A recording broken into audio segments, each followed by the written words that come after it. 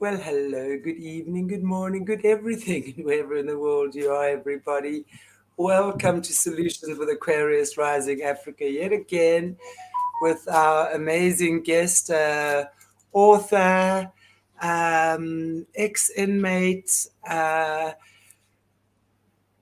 don't want to call you a thief, it sounds terrible because that's something in your past, but you've had quite a checkered past, William Steele, of which you're blowing the whistle now. So, welcome back. How are you? You've just had quite an eventful little trip around the States, I see. So, how's it been going with you? Right, I'm doing fine here. Thank you for having me back on. Yes, I Mm. did have quite an eventful trip. We went to South Florida for the first time since was incarcerated for a long time, and to do some filming and look into some other opportunities.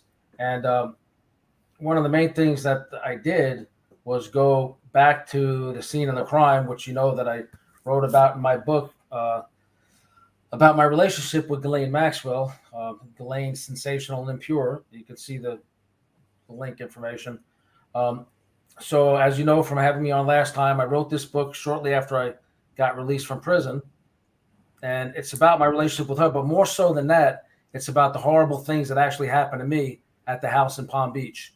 Now, the I mansion want was to on just, can I just, I would just like to chime in here if you don't mind. So, are you actually saying you had a relationship with Ghislaine, as in a regular kind of get together? I mean, obviously there was sexual stuff involved as well. I know we spoke about that briefly, but are you right. saying it was actually you had a relationship with her? Right. I met her through Jeffrey Epstein, and she began confiding me about a few things, and we were fooling around on and off for several years. Um, I was never involved with any of the children, at the house, and I didn't really realize what was going on fully at the time. And once I started getting suspicious, I pulled back, and as I tried to report them, and nobody took it serious at the time. But so circling back around for your viewers who have read my book, um, you'll know that one of the last experiences at that house was really horrendous for me, at her hands and the hands of one of her female adult assistants, where I was drugged and restrained, and I was made an offer. I was wanted at the time, so I went to them for some assistance, and I didn't get assistance. What I got was abused, threatened, attempt to blackmail me, and her putting pressure on me to try to arrange for the murder of Jeffrey Epstein. Now, over time, I detail that in the book, that how that all played out, what exactly happened, and I basically had to say whatever I had to say just to get out of there with my life, or if I wasn't going to disappear in that house somewhere forever, I really felt that I'd be going to jail that day because I was already a fugitive. She knew this, and all she would have to say is, "This is the time when, nobody really was believing anything was going on in this house." And so all they would have to say is, me, a prolific jewel and art thief, you know, was caught doing a burglary and maybe put my hands on somebody in that house, and I would never see the light of day if they did that. So I had to agree with whatever the hell she said at the time. If um, I'd like to ask you, how long did you? I know you were going there on a quite a regular basis, kind of supplying them with whatever their needs were, whether it was drugs or jewelry or whatever. From our previous interviews, I'm interested to know if you're prepared to share with us at what point, after how long, months, years, weeks, whatever, did you and Ghislaine start getting physical with each other, like having a more intimate relationship? How did that begin? Because and I mean, it's interesting because, again, I know last time we were speaking about the whole grooming process that they were obviously putting you through as well. And it just seems to me what's obvious here is they knew you were a fugitive. Um, so, of course, they would have drawn you in because they knew that you would have obviously been quite vulnerable and maybe more susceptible to their manipulations.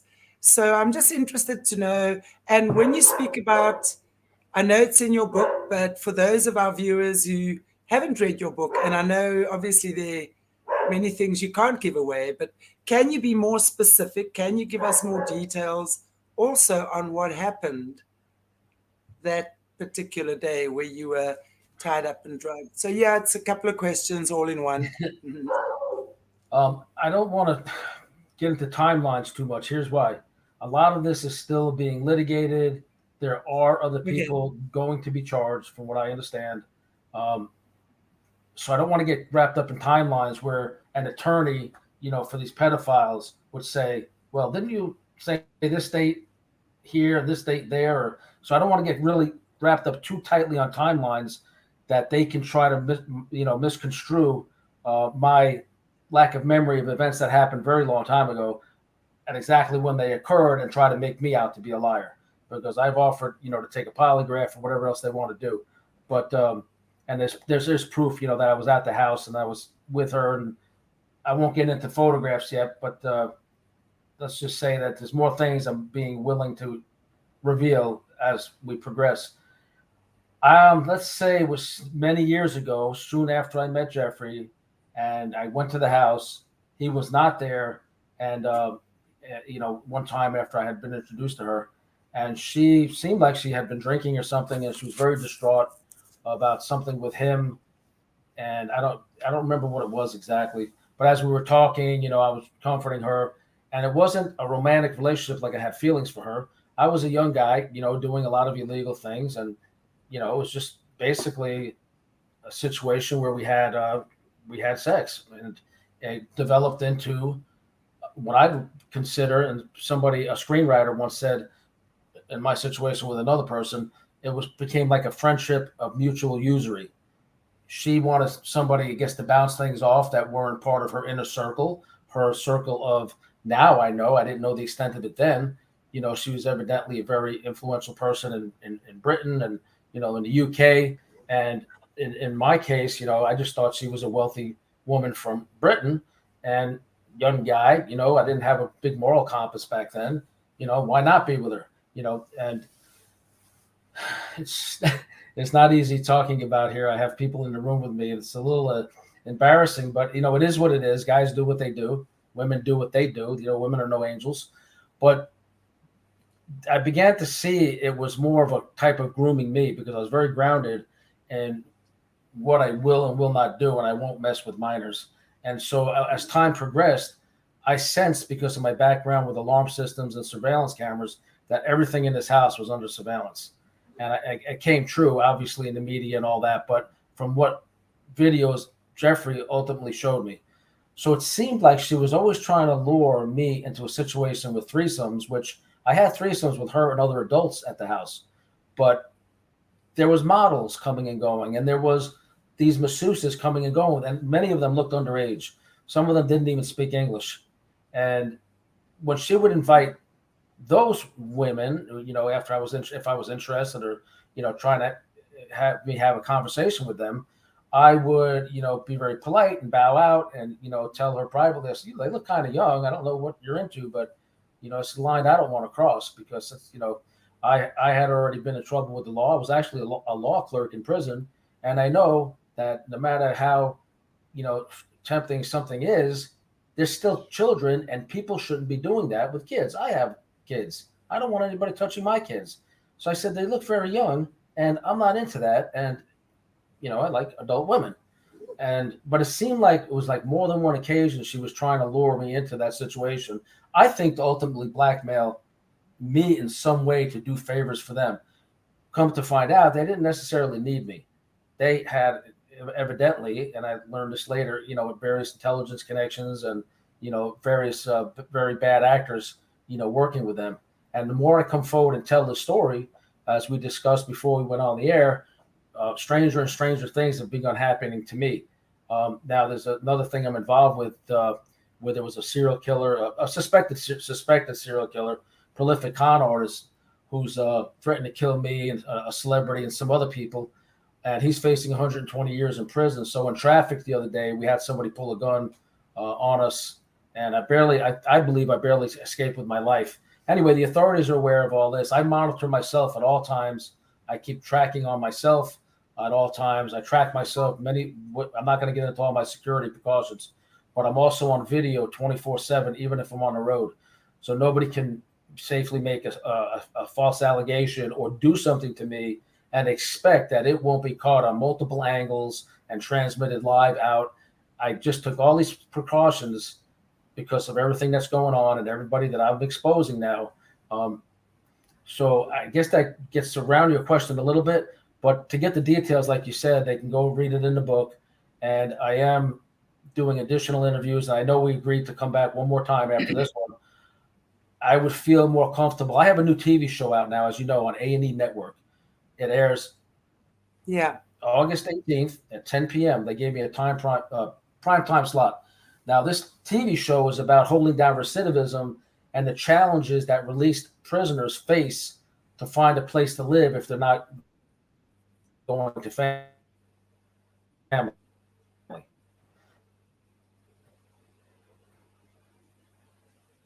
Significant, and it's from me. I didn't want to go near my family because they knew years ago I was involved with a lot of dangerous things. I carried guns. I and I even though I wasn't hurting anybody, I was a loner, so I would always put silencers, and that screams hitman and all this nonsense.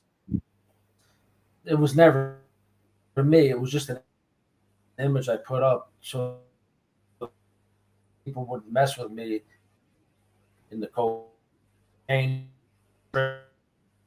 trafficking. So because know this, they're afraid of me. Now, I've been in prison, 18 years, except for, when I escaped for a brief period. So I am trying to really just avoid people and show them I'm on the right path to do the right thing. I don't pose anybody any threat except for these pedophiles who I know are, I've seen some of the videos, and I pose a threat to no one else. Now, you guys know that I've written a book about Robert Durst. I knew him for a while, wealthiest serial killer in American history. And I kid around now that I'm going to put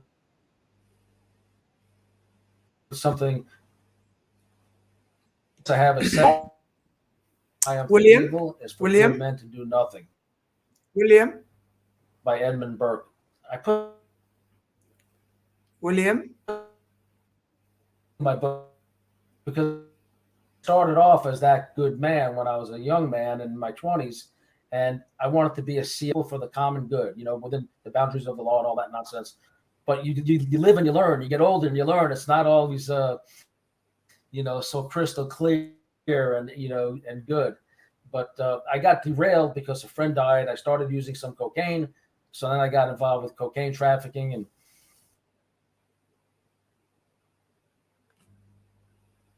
Mm-hmm. It looks like William has a few connection problems. I know that we've kind of been losing. I've been breaking up. I've been hearing him break up for a little while now, so I'm wondering if he's going to tune in again. I hope so. So let's just give him a few minutes. But in the meantime, I'd just like to maybe just, wow, talk about his story. I mean, this is actually quite crazy because what he's really saying is that he was he met Epstein at a party. Oh, actually, not at a party. There was apparently some social gathering, and I'm just giving a recap for those of you who haven't maybe caught the first few recordings with him. And he noticed Epstein with his hand down a young girl's pants, sort of down the back of her pants. He then walked up to Epstein and challenged him. And from there, it turned out, that he would then go and become their jewelry and drug dealer. And over time, This is how he got into their lives. So he would obviously supply them with these things. And what he's saying now is that Ghislaine pretty much tried to organize that he'd do a hit on Epstein, to which he refused. That was when he was tied up and drugged and somehow abused. We don't really know the full story around that on here because it's still in his book, and I know that that information is in the book. So I'm hoping that he's going to tune back in again. I don't know, Mornay is in the back room. Maybe Mornay can play us a pretty picture in the meantime or something. While we're waiting to see if William's going to tune in. I'm sorry, guys. We seem to be having gremlins with the sound at the moment. But if you guys could just be patient with a little bit, and then we're just gonna play an ad or so in the meantime with one of our sponsors at the moment, and then just see if William can tune in. I'm just gonna give him a call, so please be patient.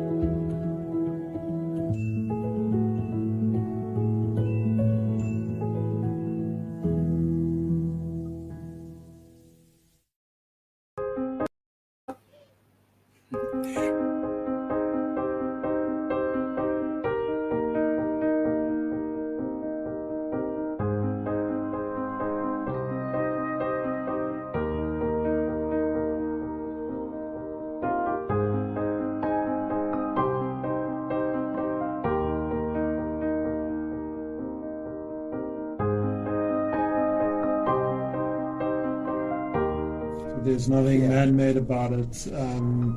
Of course, there's a lot of care that needs to go in and processing that needs to go through linen years and years and years. And it just actually, it's kind of like a good wine. Gets better with age.